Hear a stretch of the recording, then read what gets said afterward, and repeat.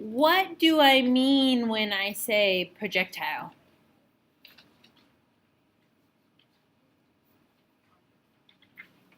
An object is, do you say what?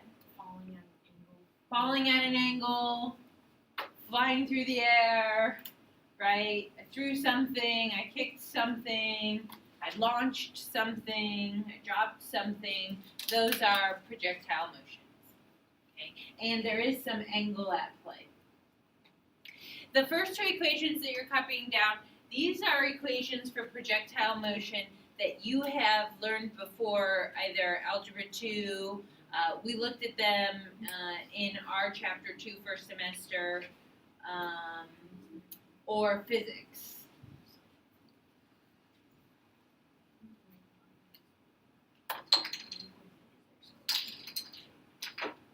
So they're really the same equation. The only difference is that beginning number, which this is like the gravitational force.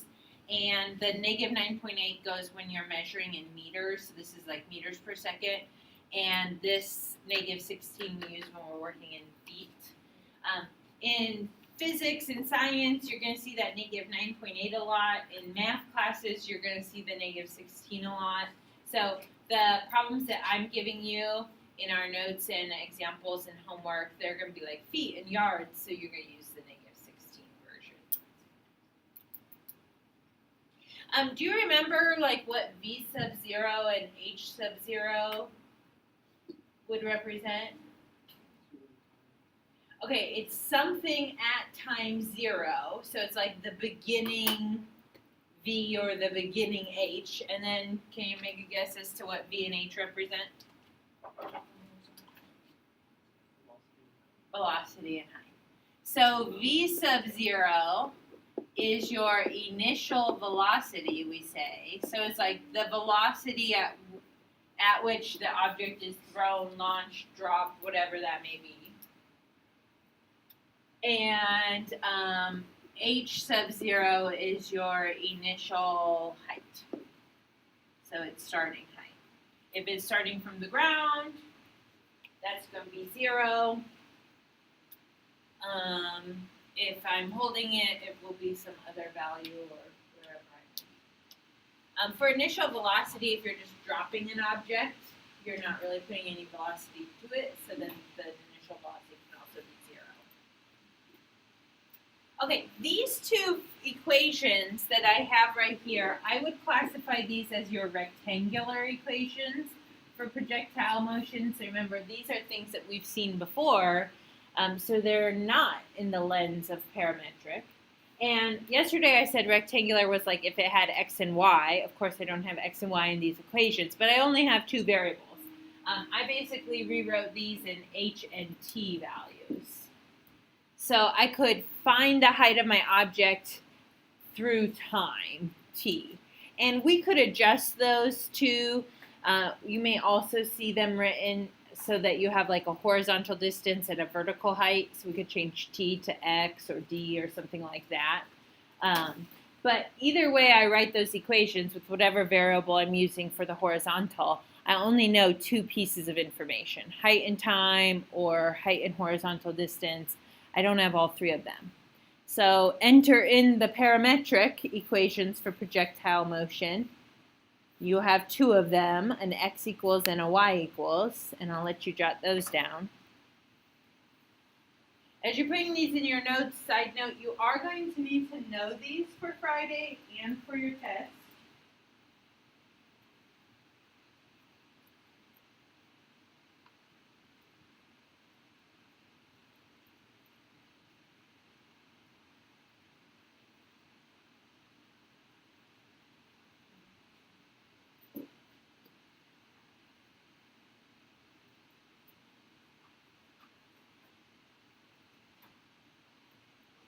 Now, through the lens of parametric, you have an x and a y, which are going to represent the horizontal distance and vertical height. So your x equation is all about your horizontal distance. Your y equation is all about your vertical height. And like knowing the difference between those two is going to be helpful in your problems. Like which equation should you be using? Because you'll likely like to answer one particular question, you'll be using one equation, okay, at a time. And then they are both written in terms of t, so we can also know time, like when it is, what distance from us, when it is, what height. Okay? So now we have all three bits of information in the parametric equations. Notice that you still got your v sub zeros and your h sub zeros. They still mean initial velocity and initial height. I will point out to you, just to kind of help you, because like I said, you are responsible for these equations, but if you take a quick minute to look at v sub 0 times cosine and v sub 0 times sine, that should sound kind of familiar. That's basically vector work from chapter 6. It's saying I have some initial velocity, but if I'm writing an equation about horizontal distance, I only want the horizontal component of velocity, so that's my v sub 0 times cosine. And if I have an equation that deals only with vertical height, then I don't need that horizontal component, I want the vertical component of velocity. So like how will you remember your equations? How will you keep track of what's where? You know, I remember v sub 0 times cosine is horizontal component. V sub 0 times sine is vertical component. Okay. Now we're going to do one problem together. It's going to have lots of little different questions that we ask, and then that'll be it. We'll kind of cover all the things that can happen. Your homework, you'll have to read the problem and decide like which of those questions am I answering. So I would maybe jot down some information if you want to write the full complete sentences in your notes, or if you want to just write down the important information to start with. This is the one problem we'll work on. An archer releases an arrow from a bow at a point 5 feet above the ground. The arrow leaves the bow at an angle of 15 degrees with the ground, or think about with the horizontal, and an initial speed of 225 feet per second.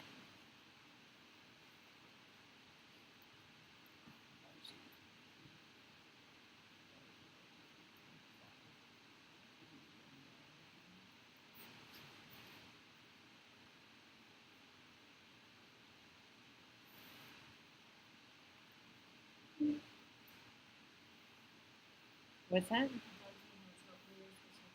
I'm sorry.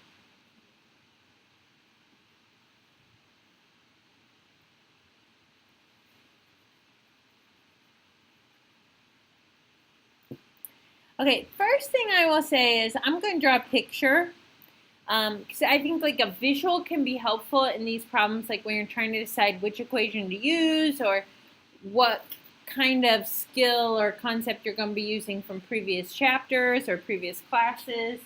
So the picture should not be hard for projectiles. You know, if you are giving it some initial velocity, so you're putting some power behind it, it's going to look like a person. There's my guy with his bow and arrow. Okay. And then what would the arrow do? Go through the arrow and then land on the ground. So your picture should usually be the same. It should be a parabola that opens down. And you might label, like in your picture, the arrow left at 5 feet above the ground.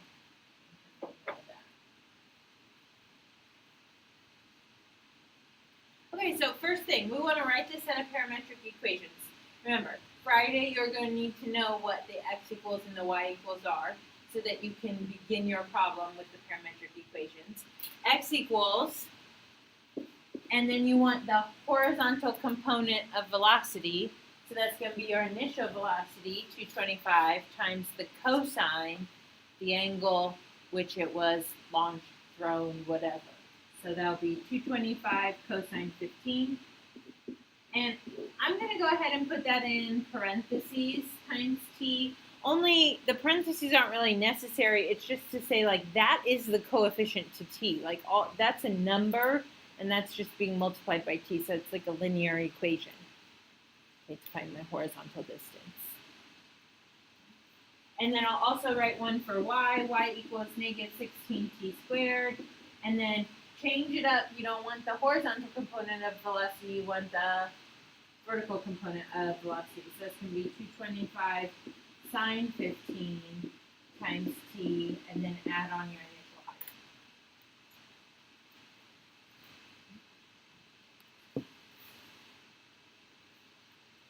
Now, when you write those parametric equations, and while you're working, leave the 225 sine 15, 225 cosine 15.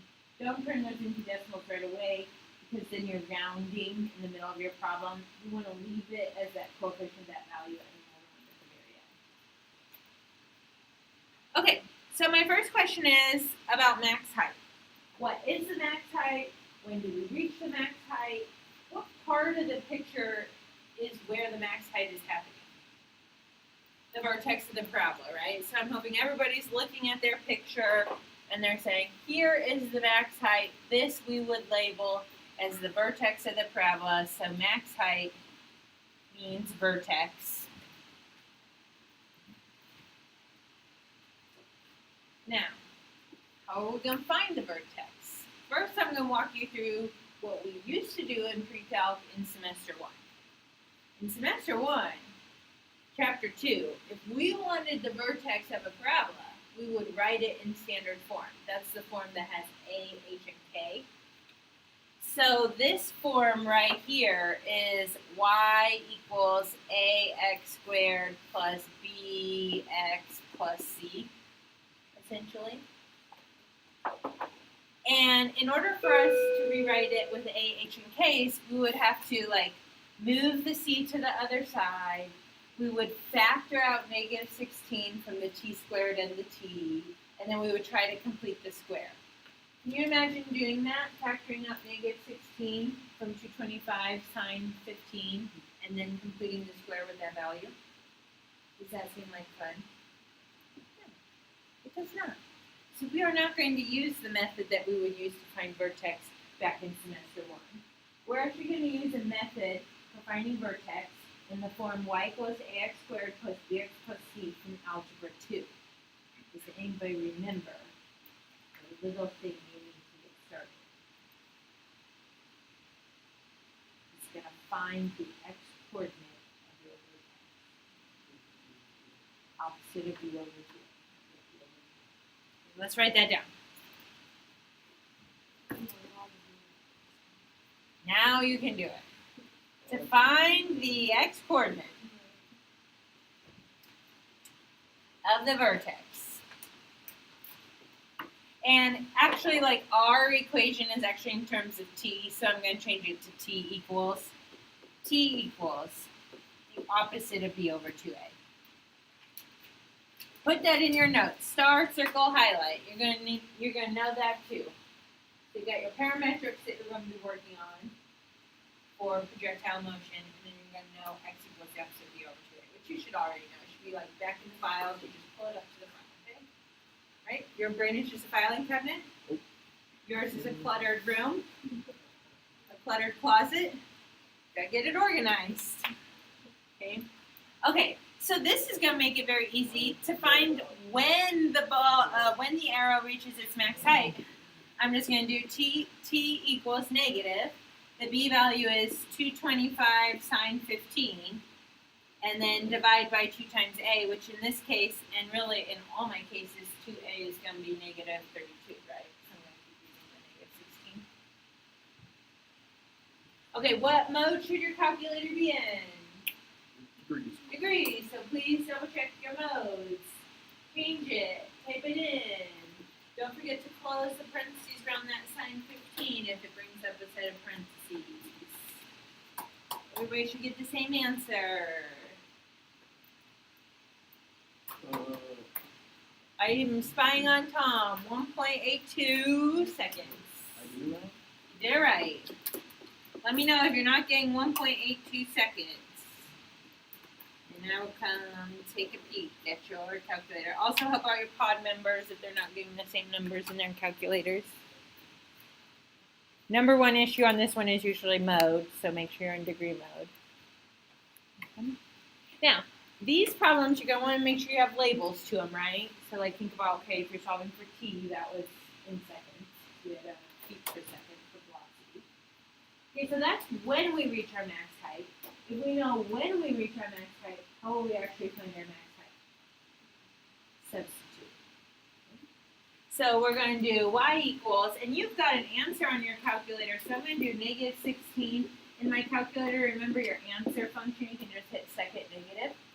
Then you don't have to even type in 1.82, second negative. Squared plus 225 sine 15 times your answer, and then plus 5. So remember, we do have that answer function. That's one of those cool things that our calculators will do for us. Make it a little bit easier. We don't have to type so much. See if we can get the max height for it.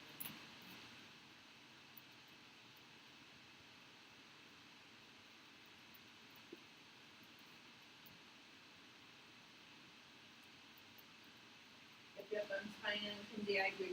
57.99. So let me know if you don't get that. 57.99.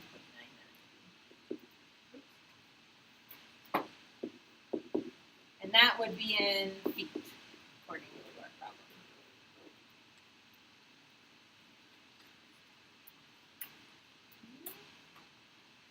Calculations going okay? Anybody got any questions?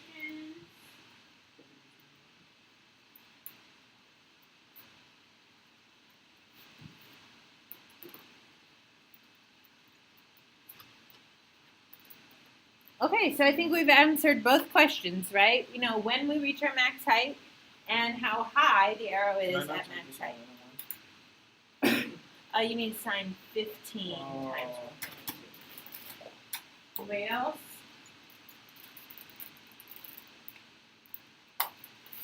So the answer will only work when it will take the one above it. So it worked on this, but then it started doing that.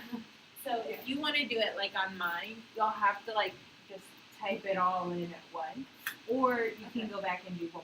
Okay. Anybody else?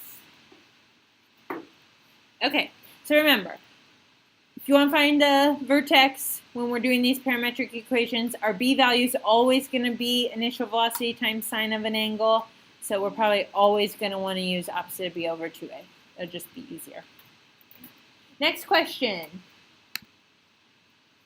I got the same parametric equations. I got the same picture because it's the same scenario. How long is the arrow in the air?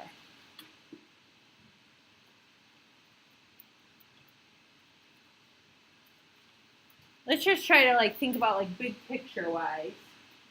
If you're looking at your picture, what's the like interesting part of the picture that relates to how long the arrow is in the air?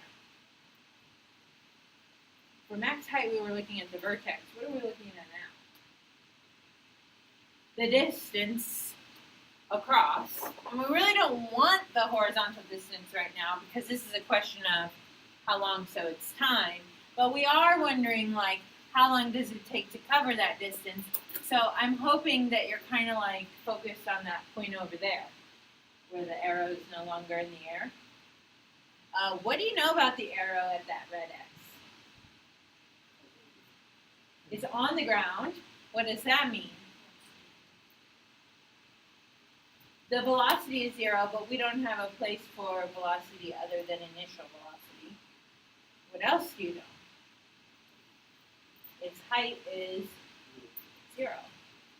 So we know when it gets to the ground over here, y is equal to 0. Because y is the vertical height of the arrow. It's on the ground. Therefore, y equals 0. So when you're thinking about, to answer this question, how long the arrow is in the air, are you using the x equation or the y equation? You know y equals 0 right there, you're going to use the y equation and just sub in 0 for y. Then you'll be able to solve for t, and that would be the time when the arrow hits the ground, which is how long it was in the air. So let's do that. 0 equals negative 16 t squared plus 225 sine 15 times t plus 5. How do you solve an equation that looks like that?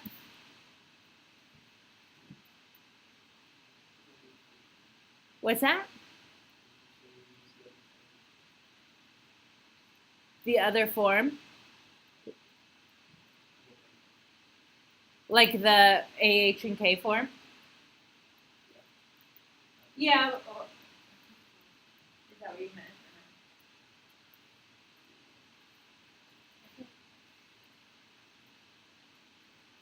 Anybody else have any ideas how you would solve an equation that looks like that? What kind of equation is that? It's quadratic. And what are some ways that you could solve quadratic? Probably my favorite is factoring. But obviously, like with a b of 225 sine 15, are you going to be able to solve that with factoring? Nope. So what do you do when you can't factor? Quadratic formula. Quadratic formula to the rescue. Great. Negative. X equals negative b plus or minus the square root of b squared minus 4ac all over 2a. Did your algebra 2 teacher make you sing that? No. Shame on them. Mr. Grebo? Oh, talk to Mr. Grebo. Okay, no. No, I remember last year. He was like totally against the song. What? I'm totally for the song.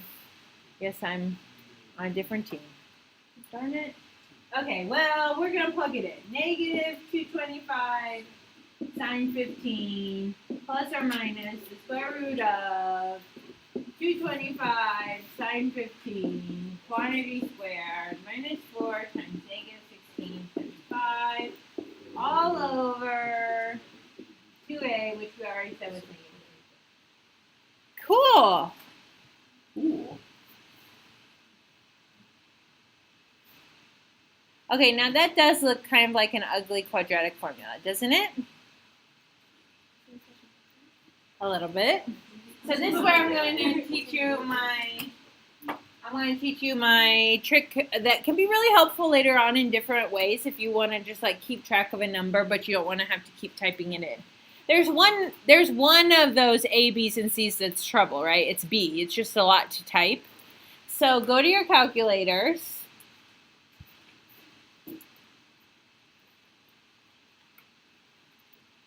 And type in 225 sine 15, but don't hit enter. Just type it in. And so 225 sine 15, close your parentheses. There's a function, it's in the left column of the Texas Instrument. And it says STO with an arrow next to it. That means store. So go ahead and hit that button. It's right above the on. Hit store, it brings up this little arrow, and you can store it anywhere you want for a letter. That's why you have the alpha key there.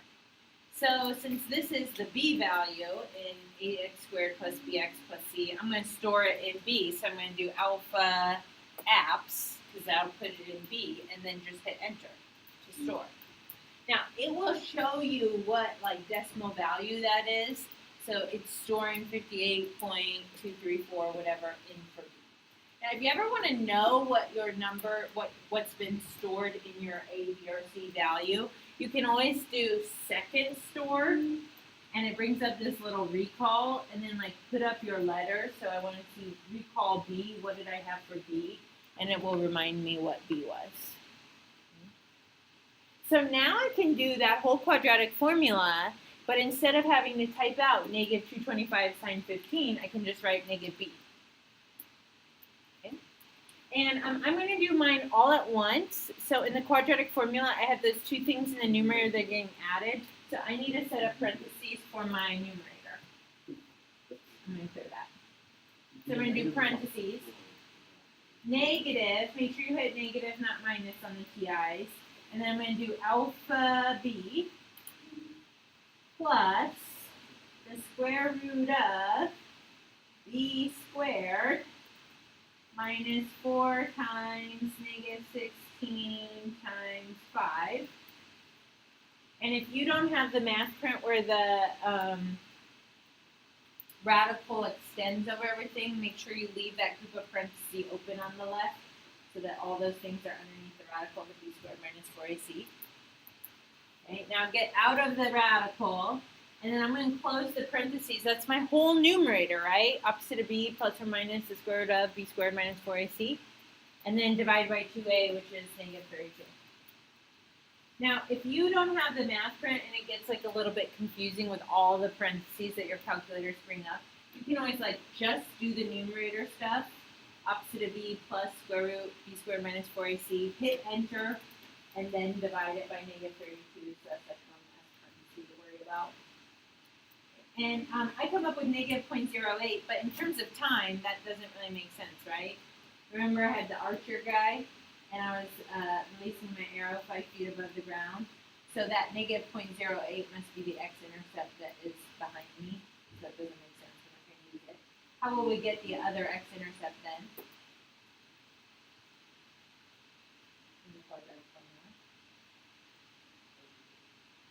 Change what part? Change it to minus. So I did negative b plus. Now I can go back up there and I can just click on that and go right over to that plus and do the opposite one, the minus one. This one should give me a positive value. That makes sense. 3.72. Negative 0.08. Okay, let me look. Try typing it in. You'll never know if you can do this unless you actually do it.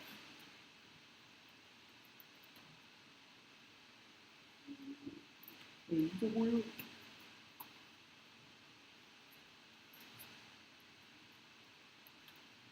you recall the use of these something store also?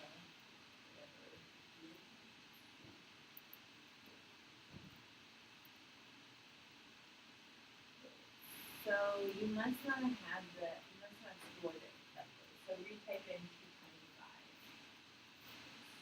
Sine 15. Anybody else having trouble in their calculator? Let me know.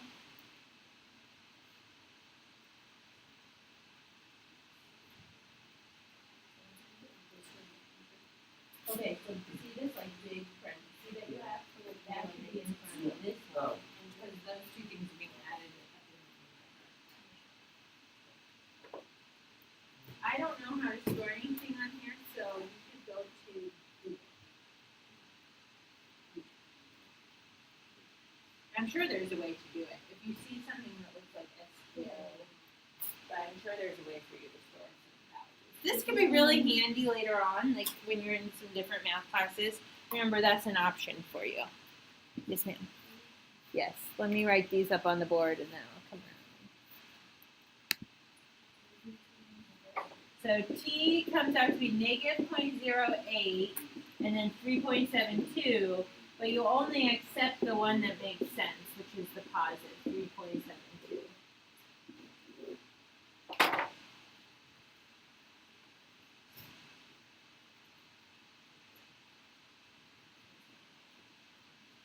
I'm guessing you don't have the opening parentheses. So if you need a parentheses, say this is the start of a numerator, and then you type it all in. And you did close your numerator. You're going now, okay?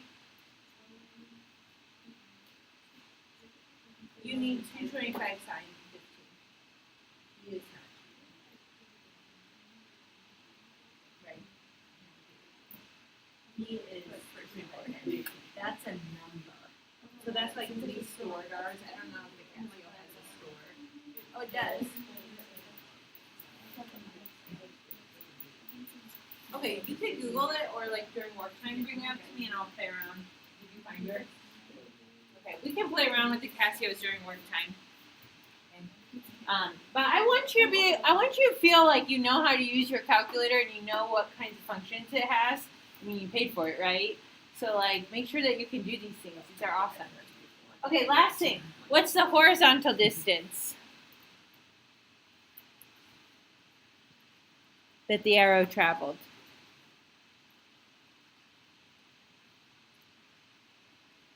How will we find that?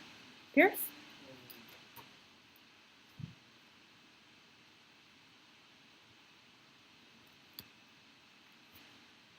It's kind of like what Olivia was talking about, like along the ground, right? We want to know this.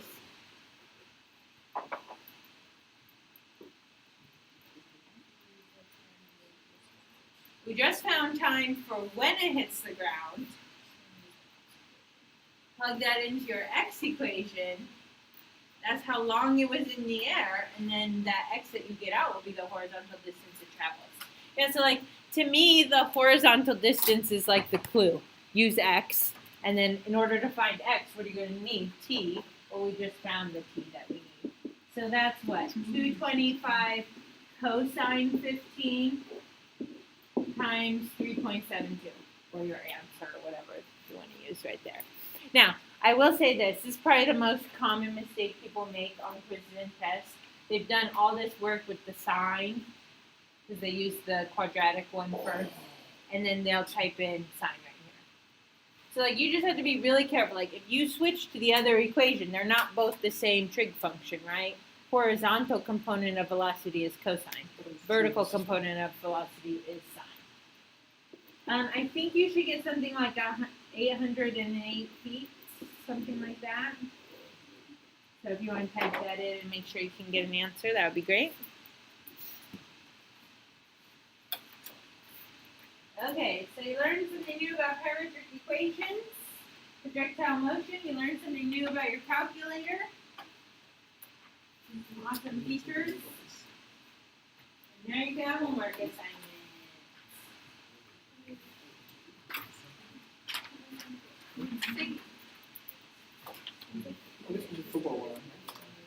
Oh yeah, there's a football, there's soccer, there's baseball, there's a golf, and then for the history buffs, a cannonball.